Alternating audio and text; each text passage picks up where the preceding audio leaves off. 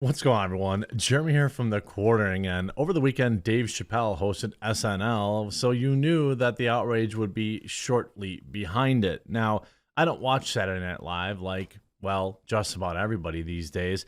I just wait for the clips of the funny bits to leak to the internet, which is almost never these days. Obviously, I had a special eye towards it with Dave Chappelle hosting this weekend, and it didn't disappoint. He had an excellent opening monologue about Trump. He took aim at Kanye West or Ye.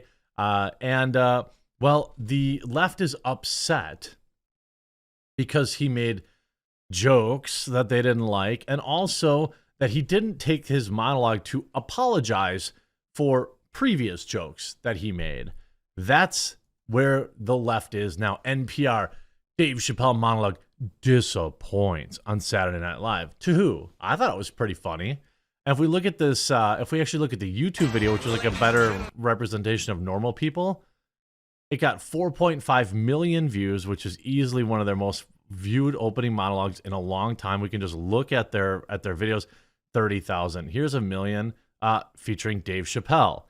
Black Star, 300,000, 700,000, 200,000, 6. I mean, the opening monologue got 4.5 million views, and I'm scrolling. Weekend Update got 2. That's pretty good. Still double that. 2. So I don't see. Here's 1 million with Jack Harlow's monologue. I don't really know who that is. White rapper, I think.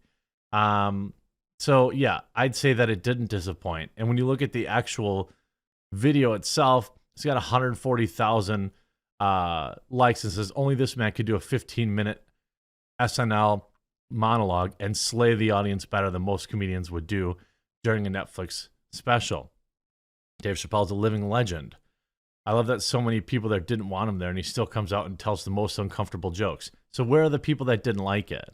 So they're just gaslighting and pretending that it was disappointing. No one walks the rhetorical tightrope as deftly as Dave Chappelle, though. That thought nagged at me while watching Chappelle's widely anticipated appearance on Saturday Night Live, where he guest hosting stints after major electoral events have become something of a tradition. But Chappelle didn't devote much of his monologue to the midterm elections. Oh, dang it. Oh, he didn't talk politics on a comedy show? Ooh, disappointing. Even though news had broken earlier in the day that Democrats had defied expectations to likely retain control of the Senate. Yeah, they sure defied expectations. He spent more time talking about Kanye West and anti-Semitism. Okay, that seems okay. Quote, early in my career, I learned there are two things that you should never say together, Chappelle noted during his opening monologue. Those words are the and Jews. I've never heard someone do good after they said that. I mean, he's not right. I'm sure that, I mean, I don't know what the crowd reaction was, but I mean, what's wrong with that? He's obviously bringing attention to it in a comedic way. Chappelle was an already controversial guest. Critics, including me, slammed his 2021 Netflix special, The Closer for its homophobic and transphobic jokes. And again, homophobic and transphobic are just jokes at the expense of that community. In my opinion, everybody, the ultimate equality is having people be able to make jokes at your expense. I don't think that there are a lot of people in the gay community that see themselves as victims or above criticism. I think the mainstream media does, but I mean, I wouldn't say I hang out in San Francisco, but I know my fair share of gay folks. Now they're older, so maybe the younger gays are different. I don't know, but they certainly can poke fun at themselves just as much as anyone else. I don't think they're looking for special treatment. As I said in my review, Chappelle seems to think he's above criticism. For him, race seems to trump all. The modus operandi that was in full display Saturday night as his monologue unfolded, Chappelle negotiated a fine line, admitting that West, now known as Ye, said some things terrible that even Adidas, a company founded by two brothers who were members of the Nazi Party in the 30s, was offended. Okay. At the same time, the comic seemed to suggest that Ye's barbs about Jewish people controlling the media and show business, echoing classic anti-Semitic tropes, were not entirely untrue by saying, quote, I've been to Hollywood. It's a lot of juice, he cracked. Like a lot. I mean, I don't know the exact number. I don't even want to go down that road. But I think that, even Jewish people make that joke. So I don't really understand. It's not okay when Dave Chappelle makes the joke, but when Jerry Seinfeld makes the joke, or when, they make these, I got my Jewish lawyer, you're going to be in trouble now. I've seen that joke a million times on like Seinfeld or Larry David's show. Or, I mean, I don't really think that's, if you're going to be upset, like, you got to acknowledge the fact that that there are some things that are okay to make, to point out, make fun of. Can't be so sensitive about it. He also joked about Brooklyn Nets star Kyrie Irving, who was suspended after posting a link to a film that contained also some questionable things. One line in particular seemed to stun the audience before they offered scattered applause. I know the Jewish people have been through some terrible things all over the world, but you can't blame that on Black Americans. What's that got to do with a professional athlete posting a link to an anti-Semitic film with no explanation, and then taking several long days to disavow the film's content? I do not know. Well, I mean, again, he posted a link, and you guys, the media, emasculated him and made him not only apologize, but then when he didn't use the exact words you wanted him to in the apology, you didn't accept it. And then you still demanded more, and you still tried to break the man down. So, I mean, I don't know about you, but I have a feeling that probably didn't change the way Kyrie Irving felt about the media or the Jewish people. I'm not saying how he felt was right, but I'm saying, maybe you just could have, covered the fact that the film is garbage, and maybe not try to take the guy's masculinity from him. The Jerusalem Post writes, American comedian Dave Chappelle said during his SNL monologue that he denounces anti-Semitism before promptly engaging in anti-Semitic tropes. And then you see the comment, did we watch the same thing? It was hilarious, and I'm Jewish. I don't really understand.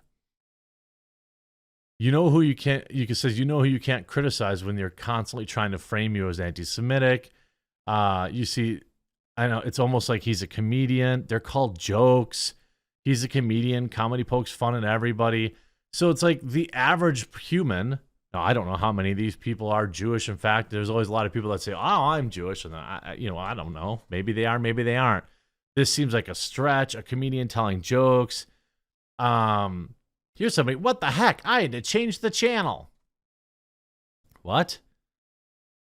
I don't really understand it. On a network controlled by your demographic, someone says he used the N-word. That wasn't an issue. You've disseminated anti-black racism for centuries, and that's okay. I mean, I don't know. I just don't think this kind of stuff, like, there is actual hateful, like, stuff that should be called out, but I don't think calling out jokes is very productive. And all this really does is create more negative thoughts, more negative opinions.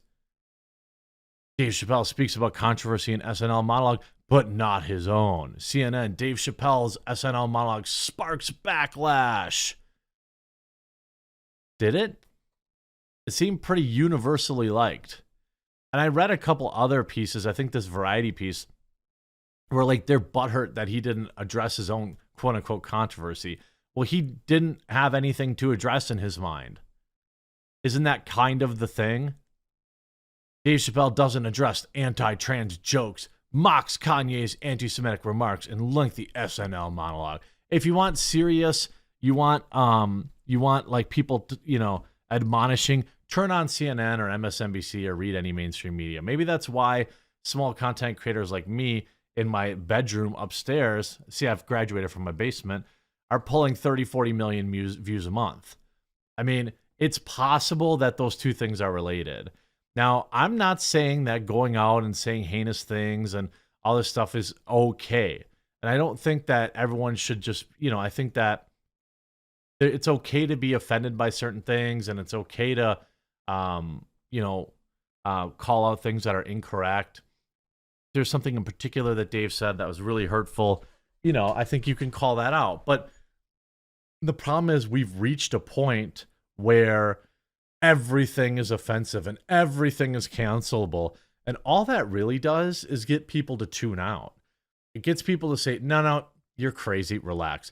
So when like the Jerusalem Post wants to point out something really specific and hateful that somebody said, maybe they're not going to be as tuned in because it's almost like the boy that cried wolf. Like he's making some jokes, okay? He makes jokes that he knows you're going to get all butthurt about, when the reality is there's very real issues in the world that the Jewish community needs help with and needs to deal with and needs to focus on. And I don't think it's jokes. You can see Planky writes, I had hoped this article would explain why his jokes are anti-Semitic, as a person wanting to see why others didn't find the monologue as funny as I did. But despite that clickbaity plus accusatory headline, the article just repeats his jokes with no explanation as to why they're bad. Ratings were tremendous. People wouldn't agree. So, I mean, I don't know. This is just not great. I don't think that this fake outrage does much for your cause, and I think it actually actively harms it. I hope you enjoyed this video. If you did, make sure you leave a like on it. If you haven't yet, please do click that subscribe button down below. I would greatly appreciate it, and we'll talk to you again real soon.